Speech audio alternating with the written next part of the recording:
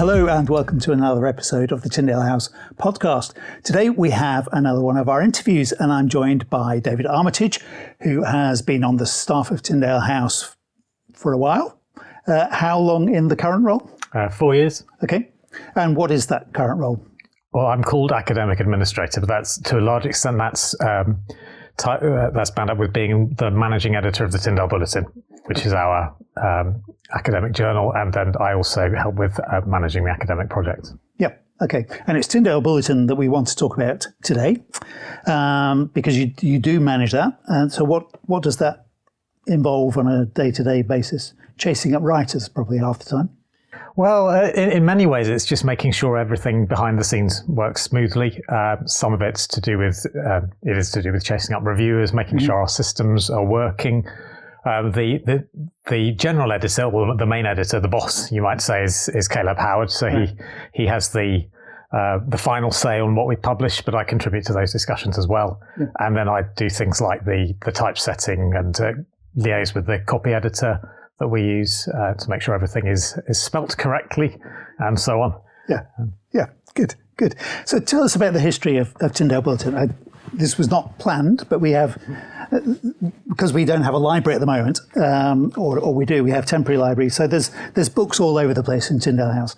And I hadn't realised that we have a set of Tyndale Bulletins from the 90s to 2016 there. So useful prop in the background. So yeah. When that goes back to... should be the 1950s. Yeah, okay. Yes. Right. But it started before then. Well, in a sense it did. Now, I was just reading up on this again the other day, and I realised actually that the idea of the Tyndale Bulletin predates Tyndale House itself. It goes right back to the very earliest discussions about the establishment of Tyndale House, right back in 1942. Wow. There was a memorandum put together, I think, proposing the establishment of the residential library. And even at that point, the idea of establishing a scholarly journal was mooted as something that should be seriously considered. Yeah, right. Now, the strange thing is the Tyndale Bulletin as it stands now is actually the second Tyndale Bulletin. Because when, in those very early days in the 1940s, there was a publication called Theological Notes, which was produced by IVF, the InterVarsity Fellowship. Yep. Predecessor to UCCF that indeed people will be familiar with. Yes, and then that had its name changed to the Tyndale Bulletin briefly, and then that lapsed, I think, it changed in 1948. It was swallowed up into another publication called The Christian Graduate. And then for a few years, there was no Tyndale Bulletin, and nothing of that name. Right. And the idea came back up again in the mid-1950s. Right. And at this point, it was called the Tyndale House Bulletin. It was actually a very different publication to what we have now, much, much smaller, initially produced once or twice a year, edited, I think, by the librarian of the time. And so that consisted of, by current standards, very short articles, typically maybe 2 or 3 pages, but also things like news. And one aspect of all of this is that it's the development of this publication was very tied up with the Tyndale Fellowship as well as with Tyndale House. Yeah, right. I was about to ask about that. What is the relationship between these various Tyndale things? One might say it's complicated. And if you read Tom Noble's excellent history of Tyndale House, which takes you up, it only goes up as far as 2004. I think it was published in 2006. Right. Much of what he talks about is the reorganisations of the committees balancing out Tyndale House and Tyndale Fellowship over multiple decades as people try to work out what the appropriate relationship was of these two things. So Tyndale House is essentially a residential research library. The Tyndale Fellowship is essentially an organisation for mutual fellowship and support amongst the evangelical scholars. Initially, I think it was principally biblical scholars, but then it broadened out to include historical theology, doctrine, philosophical theology, and so on over the years.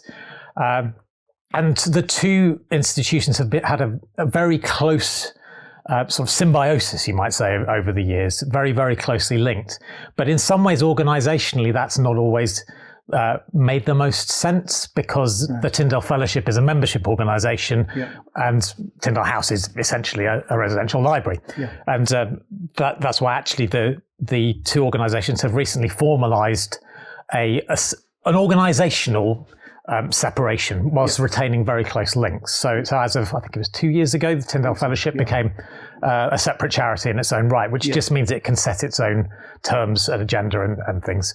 But the connection remains. But if you go back to the Tyndale Bulletin, the Bulletin actually is quite tied up with both. So it's virtually the whole way through, it's been a product of Tyndale House, but has also reflected the priorities of the Tyndale Fellowship as well. So if you look at those very, very early issues in the first 10 years, they will include things like publications of Tyndale Fellowship members, lists of these things, or appointments, jobs that have been acquired by Tyndale Fellowship members in those early days. And you get often names of people who went on to become really quite well known in sort of evangelical biblical studies and getting their first post somewhere in the UK or overseas. And, they're very early publications. Yeah. So what was the point of launching Tyndale Bulletin? Let's say that the Bulletin as we know it today, the second iteration of the Tyndale Bulletin name, beginning in the 1950s. What was the vision for it? What was the agenda, the aim? I think there it was providing something of an outlet for Tyndale Fellowship publications and providing a little bit of a shop window, perhaps, which is why there's this element on news. But I think there was probably even then a desire to use it as an output for scholarly work, and then that actually changed significantly in the mid-1960s. That's where we actually get the next significant change with it.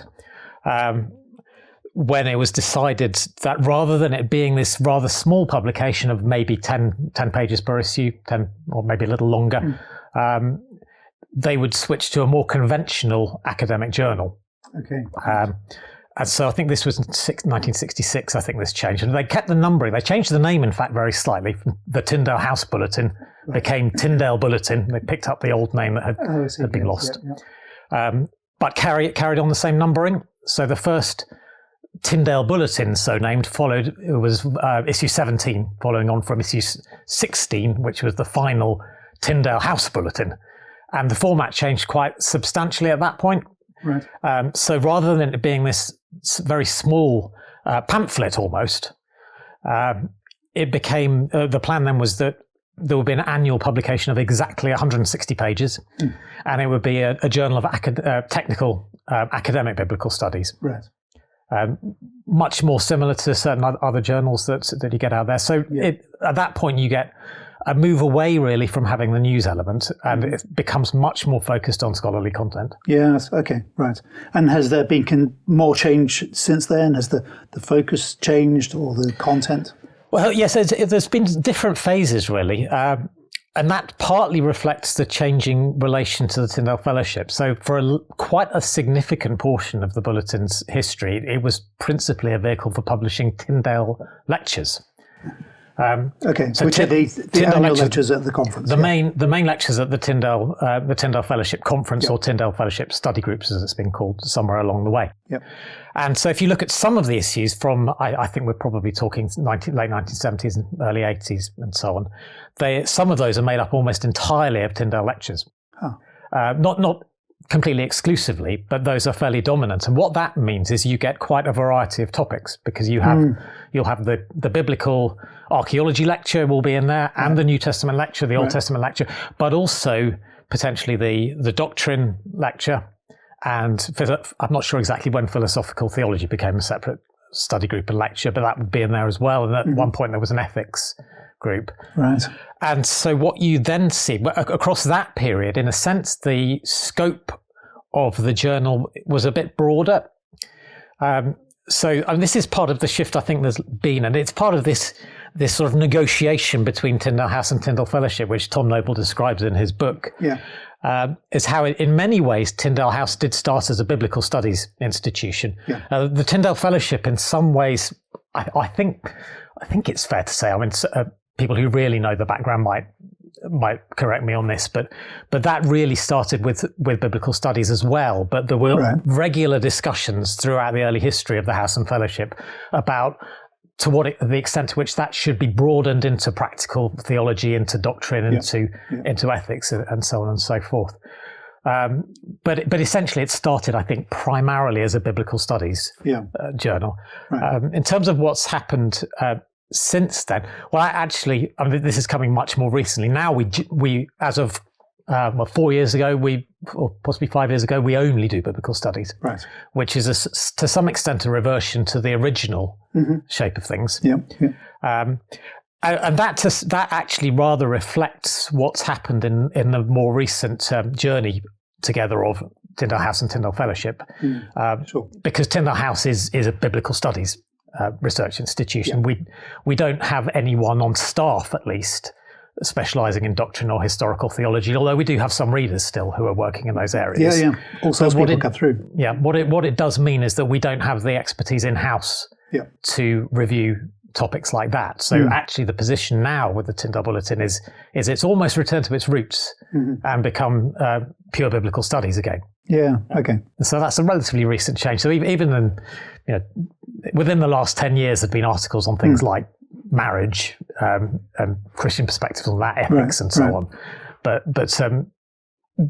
if someone submitted something like that to us now, we would suggest it would probably actually serve them better to put it somewhere else as well. But there must be some overlap. So somebody could write a textual focused article on marriage. How is marriage being treated here? But it would have ethical and practical pastoral implications. But as long as that's not the primary focus of the article.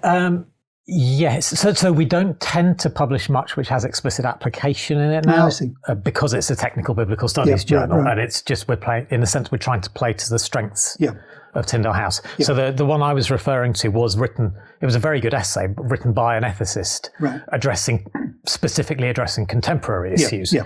And as you say, we could accept something looking at patterns of marriage in the scriptures. Yeah.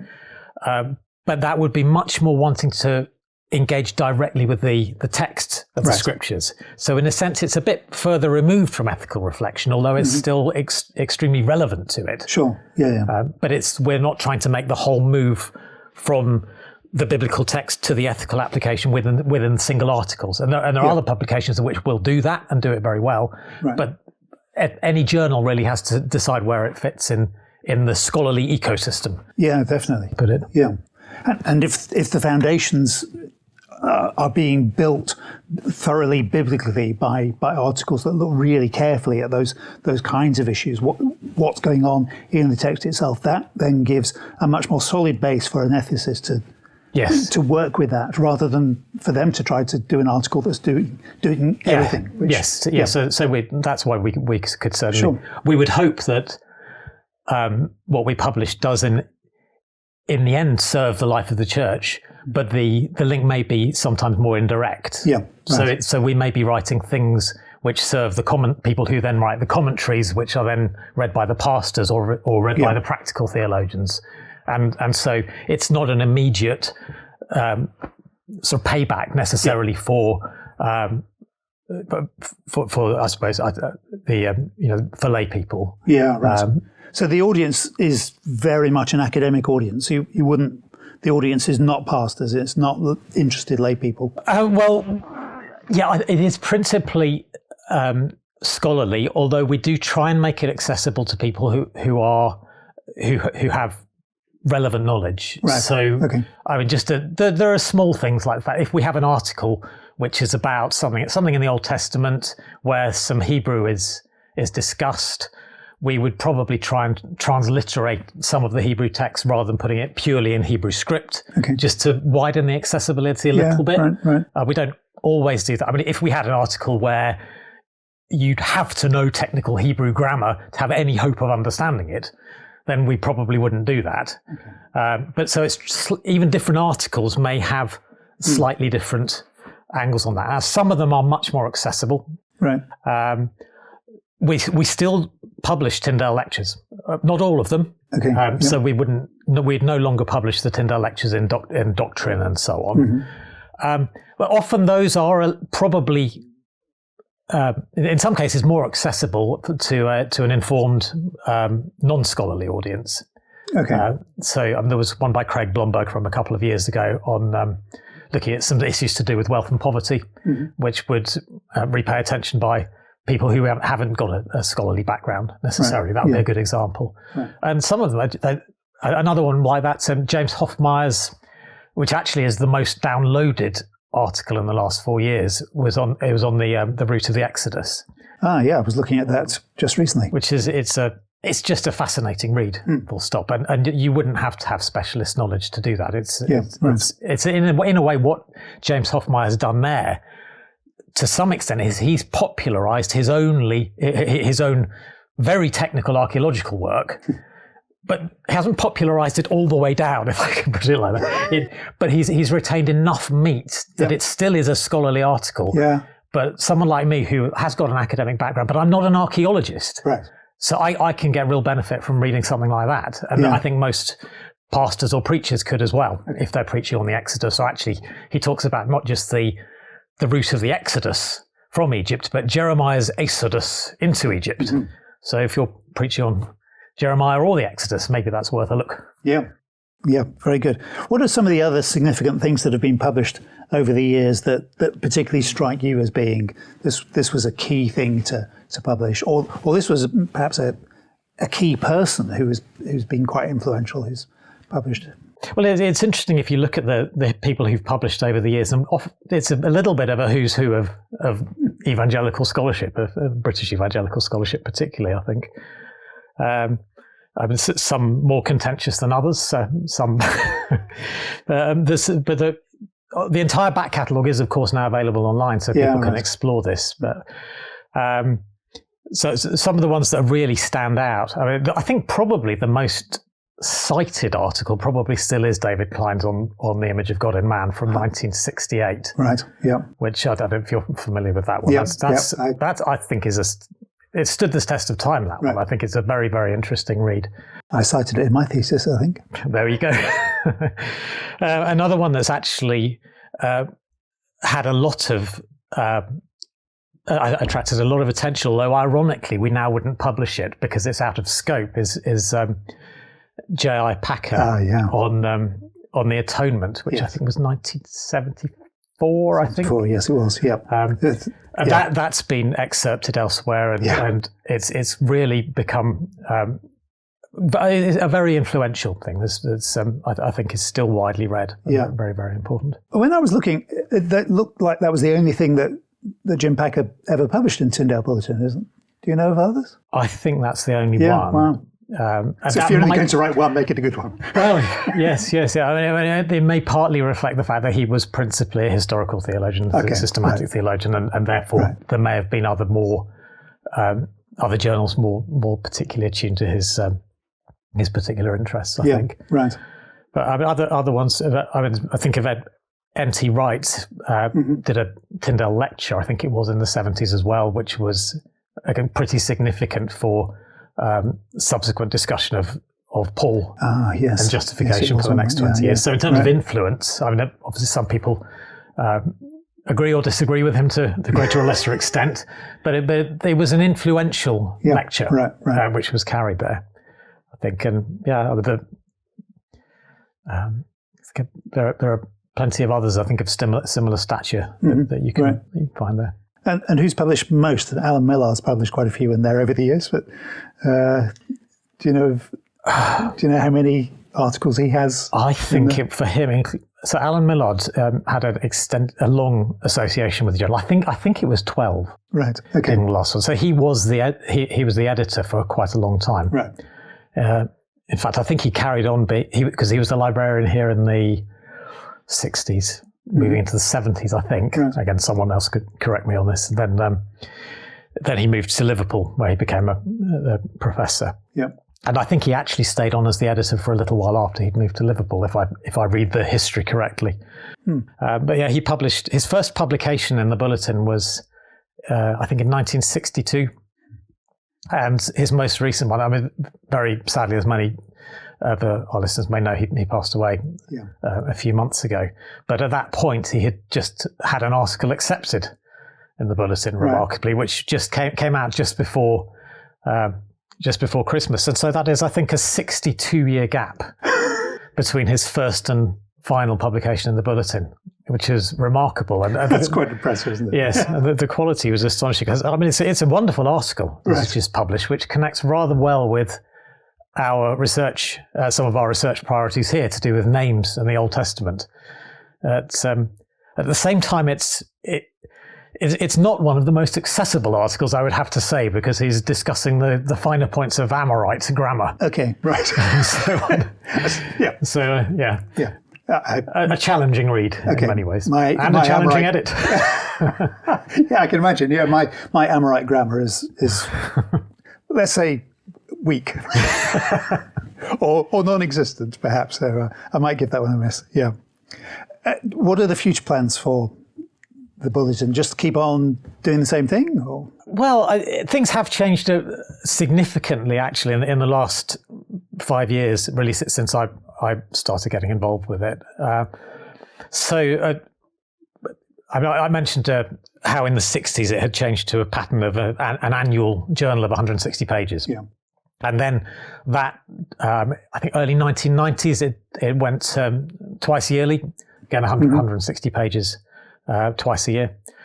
And it became apparent a few years ago that pattern wasn't really working so well for a number of reasons. So we've significantly changed the publication pattern as of 2021. And what we now do is, rather than producing just rolling out 2 issues a year, we do online first publication. Yep. So we have a website that was set up in 2021, tyndalebulletin.org. And when we put out a new article, it goes out there first, right? Which gives us the advantage that we can get things published actually relatively quickly. So if an article gets accepted and goes through the processes reasonably fast, as soon as it's ready, it will be out there. Right. And then at the end of the year, we gather those articles together in a single print volume, which we still provide to individuals who want that, and to libraries. But the big change there is that everything is now completely available freely straight away, right? Which it's relatively unusual still. Right. To my knowledge, we're the only evangelical biblical studies journal that's open access to that extent. There are others which will be open access, free access, after an embargo period of a year or two. Right. Others, actually, you still have to pay for completely. They're more difficult to access. So one of the things we would really like to do is just use this as a way of disseminating really good biblical research in a way that's really accessible to people. So it's free. As soon as our article goes out, anywhere in the world, anyone can read it. Brilliant. And I know for Peter Williams, he's said before that he just likes the idea. We want to make good stuff available to people. Yeah. And so that's, I think, is part of the agenda here. Is that we want to keep this growing in a sustainable fashion. We don't want to we don't want to expand it in a way which we can't maintain. But it's that idea that we want to have a publication which is very high standard, very technically strong. But also biblically faithful in a sense. So you're respectful of the scriptures. Sure. We do it. That doesn't mean necessarily that people who submit work to us have to agree with everything everyone thinks here. Right. Yeah. So we don't send potential authors a test or anything. But we do have a criterion that things we publish are sort of compatible with the Tyndale House doctrinal basis. Right. That's something we want to maintain. So it's really in a sense it's serving worldwide scholarship, but we do have that specific flavour, you might add as well. Yeah, so that's what gives the Bulletin its uniqueness. That is the confessional kind of nature of, if that's maybe not the best word to use, but we are committed to biblical faithfulness, and it's freely available for everybody. It's very focused on biblical studies, and that makes it a very unique thing within the journal world. Yes, well, there are other journals which will do that, but which have the similar sort of emphasis, I suppose, the similar ethos, but not necessarily the open access approach at the moment. I suppose that may change. I think there's a lot of things changing in the world of journal publication. Yeah, sure. It's it's a rapidly changing field, it seems to me. Yeah. So, yeah.